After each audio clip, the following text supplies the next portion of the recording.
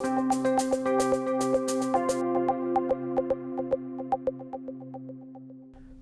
I'm Dr. Ivor Weiner, Professor of Special Education and the Director of the Family Focus Resource Center. And I'm here with Dr. Wendy Ashley, Professor of Social Work. This is the first part of 3 videos focusing on cultural competence and cultural humility. We would like to start with 2 fundamental ideas to get us all on the same page. Number 1, our own lived experiences color the way in which we view the world. And number 2, we all start the conversation about differences at a different level, based upon who we are and our experiences. We must acknowledge and believe these 2 ideas before delving into our topic. If we don't respect that we all have a different perspective, it will be hard to learn from these videos. We need to be sure that when we meet parents, families, and consumers, we meet them where they're at. They come to us at varying places in life, different coping skills, different belief systems, and values. We want to align with them and help them to feel empowered in their lives. However, there are often cultural factors affecting the family that we may not consider at first, but it's important to be aware of those factors. Each family is unique, and we need to understand and respect those differences. Our differences can be broken into categories and given labels. We all have our own combination of differences and rarely, if ever, fit into just one category. Labels describe our identities and are not inherently bad on their own. Unfortunately, value that is assigned to these labels make the different identities good, bad, superior, or inferior. These identities can be visible, based on what you see from the outside, or invisible. Here are some examples of identities that cause confusion. One is in relation to culture, race, or ethnicity. If you see someone with brown skin, you may think they are Black or Latino. However, people may identify as Mexican, or El Salvadorian, or Cuban, or Dominican, and look physically similar. The differences between those groups is significant, and they may feel offended if you interact with them based on your perspective alone. Another example is in relation to nationality. If we take that same brown person, we must consider where they're from, their country of origin. Nationality is an invisible identity that is important, especially in today's socio-political climate. How people got here, their immigration story, and how safe they feel in relation to nationality is critical if we want consumers and their families to connect with us. So the goal is not to be colorblind to these categories and labels, but to recognize them and humbly welcome differences. How does one do that when you have a goal of helping a family or individual and getting them assistance as quickly as possible? This way of interacting with others takes time to learn, but is of great value. We can choose to either take some time to be culturally responsive at the beginning in order to work with consumers more effectively, or we can rush things and spend months on the back end cleaning up misperceptions and distrust. It starts with how you view the world and others who are different from you. Begin by thinking that others who have different appearances, traits, ways of speaking, interactions with family and their communities, and behaviors are different, but they are just as valuable as you and your perspective. The bottom line is that if you start with an expectation that your perspective is right or the only perspective without taking time to meet the family where they're at, any interventions you utilize will likely fail. Let's talk about ways to get into the right mindset. Let's begin by defining some key terms and concepts. Culture is defined as integrated patterns of human behavior that include the language, thoughts, actions, customs, beliefs, and institutions of racial, ethnic, social, or religious groups. And competence is defined as having the capacity to function effectively. So cultural competency then is a set of congruent behaviors, attitudes, and policies that come together in a system, agency, or among professionals, enabling that system, agency, or those professionals to work effectively in cross-cultural situations. Or to put it more simply, a way for people with various differences to work together effectively. Cultural humility is the ability to maintain an interpersonal stance that is other-oriented, open to the other person we are interacting with in relation to aspects of cultural identity that are most important to that person. In other words, we acknowledge to the other person that we are aware that we are different and that we are interested in who they are based on what parts of their identity they are open to sharing with us. How we manage cultural differences is a two-way street.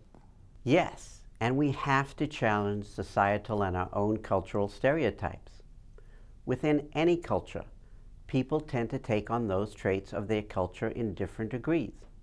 A person may have a physical attribute of a specific heritage, but may not practice all the cultural traits of that culture. Never assume that every member of any culture holds the same beliefs and ideals that you associate with that culture. Asking questions is the best way to learn about others. Have that be an important part of your first conversations with consumers and families. Use what you know of their culture to ask culturally sensitive, informed questions. Remember to never assume, always ask. For instance, when we meet consumers and families, it is easy to come up with ideas about who they are based on the color of their skin or their physical features. No matter how they look, it is a good idea to ask them, "How do you self-identify?" or "Tell me about yourself," and specify culture, nationality, and whatever other information you desire. Keep in mind that families often have differing answers to this, so be sure to ask the different family members how they each self-identify and be aware of the differences. Diversity can simply be defined as difference. We are referring to the variety of family culture, community cultures, and individual differences that we see everywhere. Some examples of diversity include racial, religious, sexual orientation, gender identity, and one that is often left out, disability. Diversity is not about racial differences. Diversity at its core is unique for each individual. We each have our own values and beliefs based on our culture of origin and life experiences. Knowing this about ourselves prompts us to be attentive and aware of how we respond to others.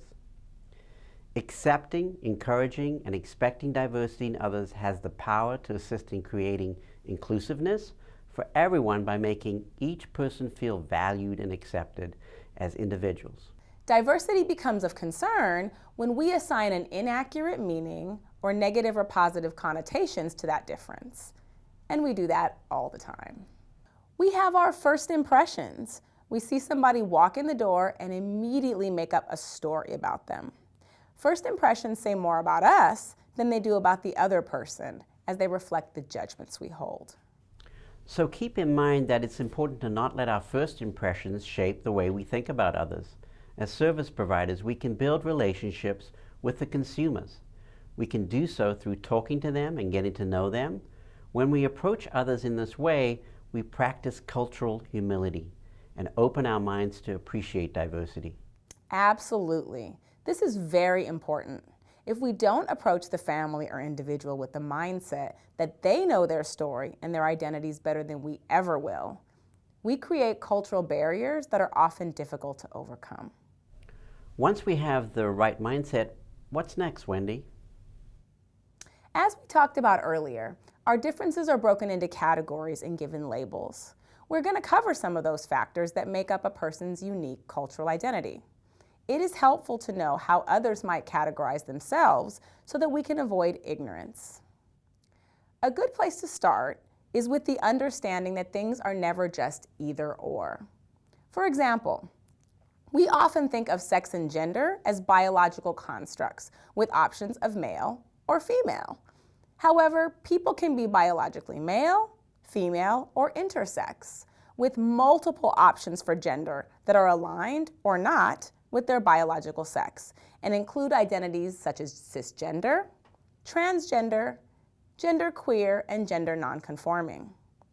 Sexuality describes one who is romantically, physically, and/or emotionally attracted to someone. I like to think of it this way. Sexuality is who you go to bed with. Gender identity is who you go to bed as. Race and culture are social constructs used to categorize people based on their physical, phenotypical features, such as skin color, hair, and facial features. Because race is easy to inaccurately guess and is filled with stereotypes, asking people about their ethnic or cultural identity is one of the best ways to learn about their culture, language, and history. A category that is often left out of the diversity discussion is disability. Just like race or gender, disability is a cultural construct that assigns traits to individuals and discriminates among them on the basis of bodily and neurological differences. A person's religion or spirituality is often an integral part of their lens. Knowing a bit about their beliefs or lack thereof, where they obtain meaning, value, and hope, can help you understand and communicate with them more effectively. A person's nationality, where they were born or grew up, is also to be considered. Even within a country, different regions may have different norms to be aware of. Class, or economic status, crosses all of those identity factors mentioned. A person's socioeconomic status can affect their ability to get a job, feed themselves or their family, obtain medical benefits, have access to education, or even to have quality time to spend with family. All of these factors of diversity that make up one's identity have subordinate and dominant groups within each one. Is this correct, Wendy? The dominant groups are what are considered more of the socially acceptable norm or privileged, while the subordinate groups are often marginalized. Dominant groups have greater access to power, education, wealth, and other resources, while subordinated groups typically have less access to all of these. Dominant groups make rules and define what is normal and even the truth, while subordinated groups are often shown as lesser, inferior, or deficient in some way, and can have their experiences questioned and truth invalidated. In the United States, dominant groups include those who appear to be white, male, educated, wealthy, American, Christian, and able-bodied. Any one of these creates dominance in interpersonal interactions. For a variety of reasons, people in subordinated groups often struggle with speaking up to the challenges against them. They may accept professionals' opinions as unquestionable, and they may not question those in authority. This is important because we often have an expectation that people will make complaints regarding grievances. People in dominant groups are often unaware of their membership in the group and the privilege it brings.